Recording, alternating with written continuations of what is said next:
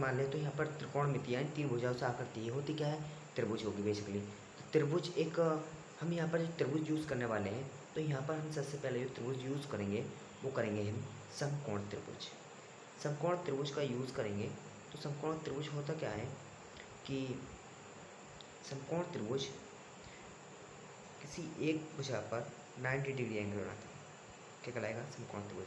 हम यहाँ पर इनके नाम डिनोट करते हैं, जैसे कि ए, बी और सी। त्रिकोण में तीन बात करें तो यहाँ पर जो तीन भुजा हो गई। तीन भुजा में जो जहाँ पर 90 डिग्री, जो भी हमारा ट्रायंगल 90 डिग्री कोण बनाता है, 90 डिग्री का कोण बनाता है, उसके सामने वाली भुजा को हम क्या लेते हैं, कर्ण होती है हमारी। क्या होती है वो, कर्ण होती है। सामने वाली भुजा क्या होगी, कर्ण होगी। और जिस एंगल की हम बात करेंगे, सपोज हमने ये सी एंगल माना, सी एंगल की हम बात कर रहे हैं, तो सी एंगल के सामने वाली जो भी भुजा होगी वो क्या लेंगे हम, वो लेंगे उसे लंब, उसे क्या लेंगे, लंब। और जो बाकी आपकी नेक्स्ट बची वो होगी आधार। क्या होगी, आधार। यहाँ पर लंब और आधार चेंज हो सकते हैं, लंब और आधार चेंज हो सकते हैं। सपोज़ कि अगर हम बात करें कि हमने जो एंगल माना, हम एंगल ए से सपोज कर रहे हैं कि ए से हम मान रहे हैं, तो ए से लंब क्या होगा, तो ए के सामने वाली भुजा क्या होगी, लंब होगी। यानी लंब फिर क्या बनेगा, हमारा जो आधार है वो लंब और जो लंब है वो आधार। कर्ण की बात करेंगे, कर्ण 90 डिग्री के सामने हमेशा 90 होता है। तो आप इसे लिख सकते हैं कि कर्ण भुजा क्या होती है, कर्ण भुजा। तो हम यहाँ पर लिख के देखो आपको कर्ण क्या होता है। कर्ण होंगे 90 डिग्री के सामने वाली भुजा, 90 डिग्री कोण के सामने वाली भुजा, सामने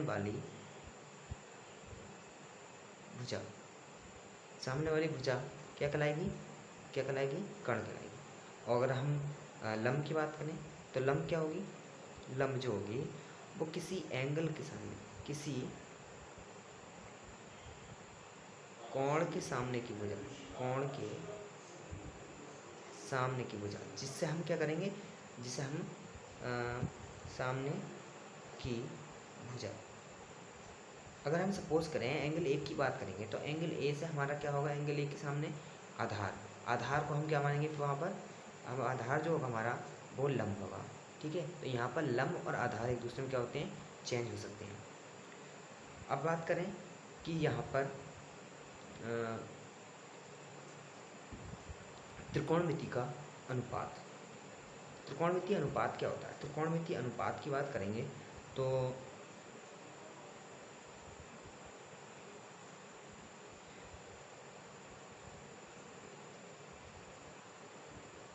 अनुपात क्या होता है, अनुपात होगा जैसे कि हमारा लंब अनुपात आधार कह सकते हैं। तो अनुपात क्या लिखते हैं, बटे में लंब बटा आधार। ठीक, तो यहाँ पर जो हमारे, अगर हम किसी एक भुजा को लेकर चलें, जिसे हमने मान लिया कि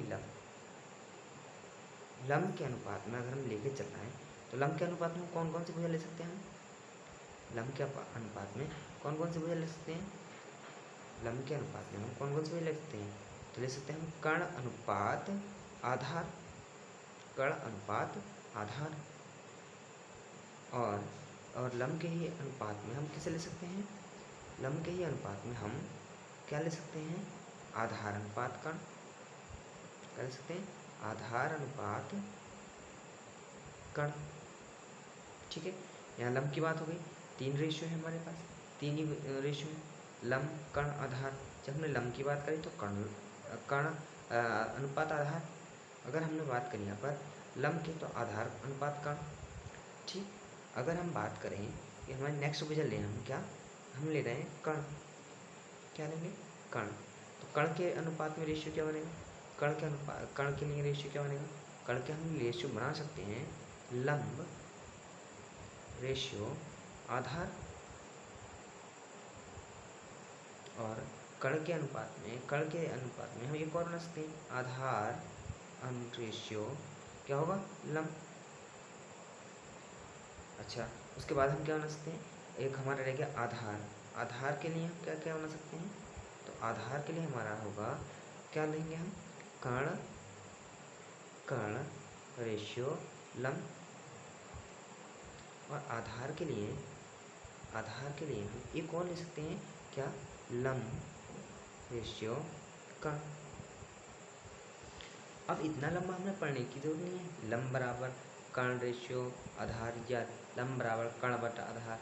इसे शॉर्ट रूप में करने के लिए, शॉर्ट यानी हम याद करने के लिए हमने इसे क्या लिखा, हमें एक याद करने के लिए आपको एक थोड़ा सा यहाँ हिंट देने वाले हैं, ट्रिक देने वाले हैं कि आपको जल्दी ही याद हो जाए। क्या होगा, LAL बटे KA।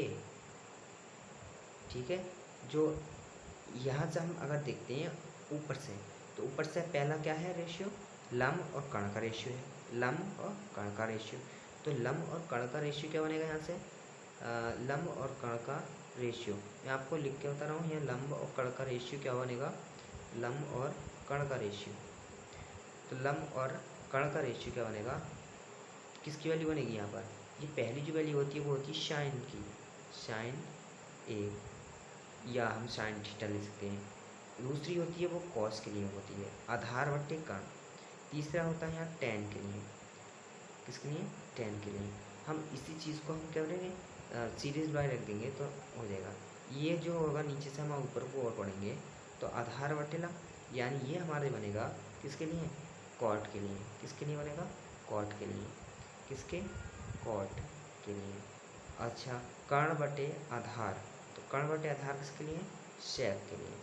और हमारा जो कर्ण बटे लम जो होगा वो कोसेक के लिए, कोसेक के लिए। अतः हम कह सकते हैं कि जो हमारा जो रेशियो बना आधार, पहले हम क्या बोलेंगे, लम, तो लम का रेशियो जो बनेगा वो कर्ण और बटे आधार, तो कर्ण बटे आधार किसका होता है, ये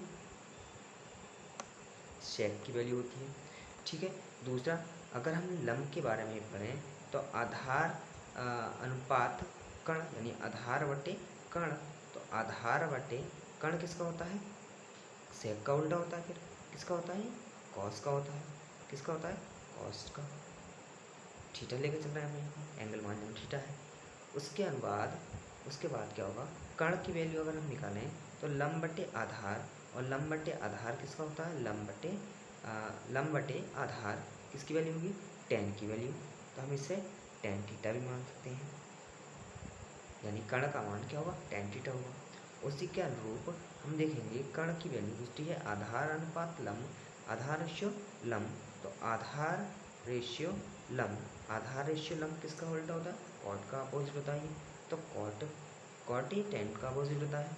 उसके अनुरूप देखेंगे हम आधार का, तो आधार लम रेशियो लम, कर्ण रेशियो लम, कर्ण रेशियो लम का मतलब क्या है, कर्ण रेशियो लम, तो किसका होगा यहाँ पर, कोशेक का। हम नीचे से पढ़ा है ना, कर्ण रेशियो लम, कर्ण रेशियो लम किसका होगा, कोशेक का, कोसेक थीटा का।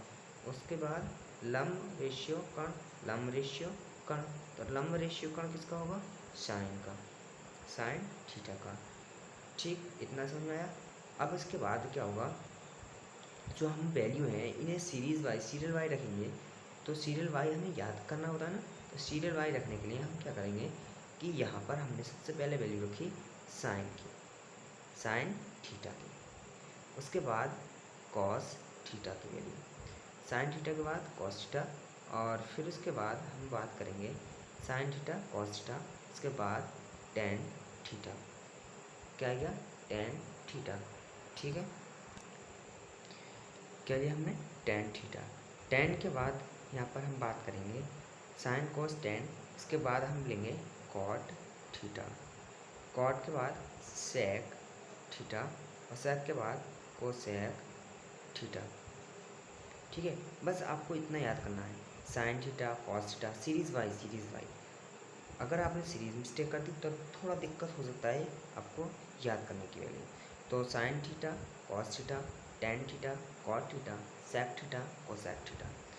अगर हम बात करें साइन थीटा के बारे में, कॉस थीटा के बारे में, टेन और सेक कोसेक के बारे में, तो होगा क्या कि साइन थीटा किसके लिए लिया था हमने, लंब और कर्ण। तो लंब बटे, फॉर्मूला क्या बनेगा इसका, लंब बटे कर्ण। तो आप यहाँ शो कर सकते हैं लंब बटे कर्ण। कॉस के लिए आधार बटे कर्ण, आधार बटे कर्ण। दूसरा वाला यहाँ लिख दे रहे हैं, थोड़ा स्पेस कर लें, आधार बटे कर्ण। टेन के लिए क्या बनेगा, लंब बटे आधार। तो लंब बटे आधार क्या बनेगा, लंब बटे आधार। उसके बाद आता है कॉट। तो कॉट क्या होता है, आधार बटे लंब। क्या बनेगा, आधार बटे लंब। क्या बनेगा, आधार बटे लंब। उसके बाद देखेंगे तो सेक, सेक थीटा क्या होता है, कर्ण बटे आधार। क्या होता है, कर्ण बटे आधार। कोसेक क्या बनेगा, कोसेक बनेगा कर्ण बटे लंब। क्या बनेगा, कर्ण बटे लंब। ठीक, कर्ण बटे लंब। आई होप आपको इतना समझ में आ चुका होगा। ठीक है, तो यहाँ पर हो गया हमारा त्रिकोणमिति का अनुपात। तो देखिए यहाँ पर जो क्वेश्चन आपको कुछ इस टाइप का क्वेश्चन मिलने को मिलेगा। तो दिया होगा यदि त्रिभुज ABC में एंगल C बराबर 90 डिग्री, BC है 10 और CA 24 है, तो इसका कर्ण ज्ञात कीजिए तथा sine A cos A tan A sine B cos B और tan B का मान ज्ञात कीजिए। ठीक है, तो यहाँ पर आप देखेंगे कि यहाँ पर एक ट्रायंगल ABC की बात हो रही है। किसकी बात हो रही है, ट्रायंगल ABC की बात हो रही है। तो हम यहाँ पर एक समकोण ट्रायंगल क्या लेंगे, ABC लेंगे। सबसे पहले हम एक समकोण त्रिभुज लेंगे ABC। आई होप आपको ये ट्रायंगल क्लियरली दिख रहा होगा, शो हो रहा होगा। तो इस तरीके से हम इसे ड्रॉ कर लेते हैं। ठीक है, तो इस तरीके से हमने इसे ड्रॉ कर लिया है। इसके बाद देखते हैं कि जो यहाँ पर जो होगा वो 90 डिग्री बनेगा। ठीक, 90 डिग्री बनेगा। ये जो हमने माना जब 90 डिग्री बन रहा है तो ऊपर हमने इसे मान लिया हमने B, इसे मान लिया A, इसे मान लिया हमने C। क्योंकि 90 डिग्री से बोला है 90 डिग्री का बनना है, C एंगल पर बन रहा है। ABC, C पर एंगल पर 90 डिग्री बन रहा है। तो BC जो है BC का मान 10 दिया है और CA कितना दिया है, 24। यहाँ पे थोड़ा सा आपको लग रहा होगा कि 10 बड़ा है 24 छोटा है, बट ये थोड़ा सा मिस्टेक हो गया बाई चांस कि आपको ट्रायंगल जो बनाया हो गया थोड़ा इसकी डिस्टेंस कम हो गई, कोई बात नहीं। तो हम यहाँ पे स्केल से नहीं ना पाए, इसलिए हमने ऐसे ही रख दिया। ठीक है, आपको मेंटेन कर लेंगे। अब देखिए यहाँ पर दिया क्या है। सबसे पहले आपको दिया क्या है कि एक एंगल C पर 90 डिग्री बना है। तो ये जो C के सामने होगा वो हमेशा कर्ण होगा। ठीक, वो कर्ण होगा। बट हम जो A और B एंगल जोड़ रहे हैं उन पर हमें ध्यान देना होगा कि हमें एंगल किस साइड से फाइंड करना है। ठीक है, तो सबसे पहले हम समकोण त्रिभुज ABC की बात करेंगे।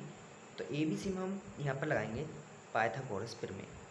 तो हम लगाएंगे समकोण त्रिभुज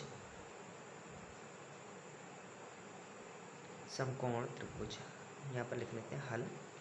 ठीक है, समकोण त्रिभुज ABC में पाइथागोरस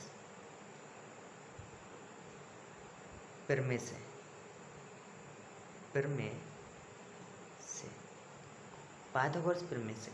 पाइथागोरस प्रमेय होती क्या है, कर्ण का स्क्वायर। तो कर्ण क्या हमारा, कर्ण क्या है AB। तो AB का स्क्वायर बराबर क्या होगा, BC का स्क्वायर, लंब का स्क्वायर प्लस आधार, आधार क्या है CA। तो CA या AC हम लिख सकते हैं AC का स्क्वायर। जो हमें वैल्यू दी है वो हम यहाँ पर पुट कर सकते हैं। ए बी की वैल्यू हमें दी नहीं है, हमें फाइंड करना है। बी सी का मान जो दिया, हमें वैल्यू दी है वो कितना है, बी सी 10, और 10 का यहाँ पर वर्ग हो जाएगा, प्लस ए सी क्या है 24, 24 का वर्ग हो जाएगा। ठीक, 24 का वर्ग हो जाएगा।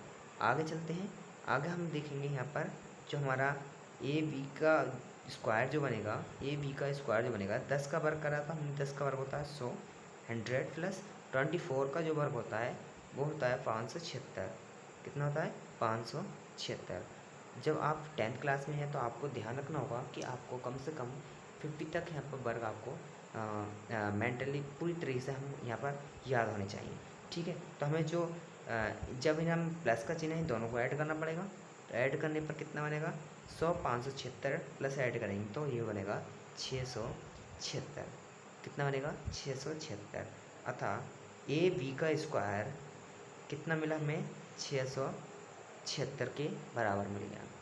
परंतु हमें सिर्फ ए बी का मान फाइंड करना है। कितने करना, ए बी का फाइंड करना है। फिर हम क्या करेंगे यहाँ पर ए बी बराबर जो हमारे होगा, जब इधर स्क्वायर होता है तो इस साइड जब पहुँचेगा तो रूट के रूप में पहुँचेगा, तो 676। 676 आपको याद करना पड़ेगा कि किसका वर्ग होता है। तो 676 जो होता है हमारे पास वो होता है 26 का वर्ग। तो 26 का वर्ग यानी स्क्वायर, स्क्वायर से रूट कट जाता है। तो यहाँ पर देखेंगे ए बी बराबर कितना बना हमारे पास 26 बना है। कितना बना हमारे पास 26। यहाँ पर ए बी का मान आ चुका है। ठीक है, अब यहाँ से हम देखेंगे ए बी क्या है जो हमारा कण है वो कितना है, ए बी है, और ए बी का हमारा मान कितना है, यहाँ पर ए बी का मान कितना है हमें निकालना था ना, ये कितना आया 26 आ गया। अब हम वैल्यू देखें तो सबसे पहले हमें वैल्यू फाइंड किसकी करा रहा है। हम ऊपर सवाल अपने क्वेश्चन में आते हैं, और क्वेश्चन में देखेंगे सबसे पहले वैल्यू फाइंड किसकी कराना चाह रहा है। तो यहाँ पर देखेंगे सबसे पहले हमारे पास है साइन ए। किसका वैल्यू है साइन ए, और साइन ए अगर हम फाइंड करेंगे तो साइन ए का मान हम कैसे फाइंड करेंगे, देखिए यहाँ पर हम चलते हैं थोड़ा नीचे। अब यहाँ पर लिखते हैं हम साइन ए की हमें क्या वैल्यू लगानी है, साइन ए का वैल्यू हम फाइंड करना है। और साइन ए का मैंने आपको बताया जब हम किसी भी एंगल से किसी वैल्यू फाइंड करते हैं तो एंगल ए है, ए के सामने की जो भुजा होगी वो क्या होगी, क्या होती है वो हमेशा क्या रहेगी, लंब होती है। अगर लंब होती है तो हम क्या करेंगे इसे लंब बटे, क्या करेंगे लंब बटे, वैसे हम पता है कि लंब बटे कण होता है, तो ए के सामने जो हो गया वो तो लंब हो गया, और कण तो हमें आपको पता ही है कितना है कण। आपको वैल्यू फाइंड करनी पड़ेगी, वैल्यू फाइंड करनी है तो लंब का वैल्यू कितना है, लंब जो है हमारा पास तो कितना दिया है, लंब जो दिया है वो दिया है हमारे पास यानी बी सी जो है, और कण क्या है ए बी। वी सी का मान कितना दिया था, अभी आप ऊपर देखेंगे ट्रायंगल में बी सी जो है कितना है 10 दिया है, बी सी कितना दिया है 10, तो हम यहाँ पर 10 वैल्यू फिक्स कर देंगे। और ए बी का जो वैल्यू है ए बी अभी हमने फाइंड किया ऊपर, ए बी का मान कितना आया, ए बी का आया हमारे पास 26। ठीक, अगर हम इसे थोड़ा सा कट कर लें तो कितने से जाएगा ये, 2 पंजे 10 और 13 दूनी 26, अर्थात 5/13 इसका वैल्यू आया। उसके बाद हमारी एक वैल्यू तो ये फाइंड हो गई, एक वैल्यू फाइंड हो गई। नेक्स्ट हम देखेंगे उसने फिर क्या बोला है अगला क्वेश्चन, उसने ऊपर बोला है, हम ऊपर दिखा देते हैं आपको थोड़ा सा। दूसरा है कॉस ए का वैल्यू, कॉस ए का वैल्यू निकालेंगे तो कॉस ए वैल्यू क्या होती है, दूसरा हम निकालें यहाँ पर कॉस ए। आपको पता है जो कॉस होता है वो किसके बराबर होता है, अभी हम पीछे चलते हैं थोड़ा सा, यहाँ पर देखते हैं कि कॉस हमने किसके बराबर रखा था। कॉस की जो वैल्यू थी वो आधार बटे कण के रूप में आती है, आधार बटे कण। तो हम यहाँ पर देख सकते हैं कि आधार बटे कण, आधार बटे कण, आधार ऊपर ट्रायंगल में क्या था सी ए, तो लिखेंगे इसे यहाँ पर हम सी ए, और कण हमने क्या लिया था, कण था ए बी, कण क्या था, कण हमारा पास ए बी है।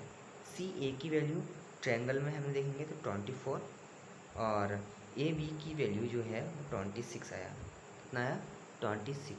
अतः हम काट सकते हैं कि 2 से काटेंगे तो 2 एकन 2 और 2 दूनी 4, 2 एकन 2, 2 तिया 6। अतः 12/13 जो हमारा वैल्यू है किसका आया? कॉस ए का। कॉस ए का क्या आया? 12/13 यहाँ पर आ गया। नेक्स्ट थर्ड दिया है इसमें tan ए का मान निकालना है। किसका निकालना है? tan ए का वैल्यू निकालना है। थर्ड यहाँ पे लिखा है हमने tan ए। तो tan ए होता क्या है? आपको पता है, आपने पीछे देखा था tan ए होता है लंब बटे आधार। क्या होता है? लंब बटे आधार। और लंब हम देखेंगे तो लंब था हमारा BC और आधार था AC। BC का जो वैल्यू था कितना था? 10 और AC का जो वैल्यू था 24। तो हम इसे कट कर लेंगे थोड़ा सा। कितना आ रहा है? 2 पंजे 10 और 12 दूनी 24, यानी 5/12। ठीक है। अब नेक्स्ट है नंबर 4 पर उसने बोला है क्वेश्चन में कि आपको साइन V का फाइंड करना है। किसका? साइन V का। साइन आपको पता है लंब बटे कण होता है। अभी ऊपर निकाला था हमने यहाँ पर, लंब बटे कण होता है। परंतु आप यहाँ पर थोड़ा सा ध्यान देने योग्य है कुछ टॉपिक कि साइन V की वैल्यू फाइंड करनी है तो एंगल हमें V से फाइंड करना है। किससे फाइंड करना है? V से। मैंने आपको बताया। अब यहाँ पर लंब की वैल्यू चेंज होगी। क्या होगा लंब? तो लंब जो होगा हमारा कितना होगा? 24। कितना होगा? 24। जो हमारा वैल्यू है वो लंब का 24 हो जाएगा। यानी लंब जो होगा हमारा AC बन जाएगा। AC क्या बनेगा? लंब। और फिर कर्ण क्या होगा? कर्ण हमारा ऑलरेडी वही रहेगा। कर्ण कितना था? 26। तो काटेंगे 2 एकन 2, 2 दूनी 4, 2 एकन 2, 2 तिया 6। अतः हमारा 12/13 इसका वैल्यू निकला। उसके बाद कॉस V की वैल्यू फाइंड करनी है। किसकी वैल्यू फाइंड करनी है हमें? कॉस V का वैल्यू फाइंड करने के लिए कॉस होता क्या है? कॉस होता है आधार बटे कण। आधार बटे कण। आधार बटे कण। अगर हम एंगल B में फाइंड देख रहे हैं, एंगल B में देखते हैं तो B में हमने क्या लिया था? देखो एंगल B से होता क्या है? आधार बटे कण। तो B से तो जो सामने था हमारा वो तो लंब हो गया, कण वही रहेगा। आधार क्या बनेगा? 10। तो आधार बनेगा 10। आधार बटे हमारा होता है कण, तो 10/26। ठीक है। चलते हैं आगे हम अपने टॉपिक पर। आधार कितना बनेगा? 10 और जो हमारा कण जो बनेगा वो कितना था? 26। तो इतना हम वैल्यू काटेंगे 2 पंजे 10 और 13 दूनी 26। उसके बाद वैल्यू हम फाइंड करनी है tan V। किसकी? tan V। और tan V क्या होगा? लंब बटे क्या होता है? लंब बटे आधार। लंब बटे आधार। तो लंब हमने देखा, लंब क्या होगा? tan V के अकॉर्डिंग हम देखें लंब क्या होगा। देखिए tan V से लंब जो होगा हमारा 24 और आधार क्या होगा? 10।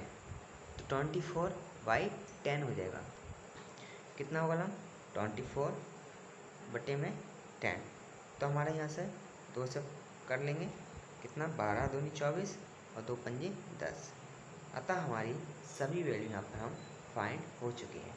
तो आई होप आपको ये क्लास समझ में आई होगी। आज हमारा ये पहला टॉपिक था और उसके बाद हम ये क्लास रेगुलर तो पॉसिबल नहीं हो पाएगी, बट मैं एक दिन का गैप देकर आपको डेली क्लास को आपको तक पहुंचाता रहूँगा। और आप अगर क्लास अच्छी लगी हो तो आप बोलिएगा, मैं आगे की वीडियो इस तरह कंटिन्यू करता रहूँगा। और हो सके तो आपके लिए मैं डेली क्लास भी कंटिन्यू करता रहूँगा। तो थैंक यू फॉर वॉचिंग। मिलते हैं नेक्स्ट वीडियो में। जय हिंद।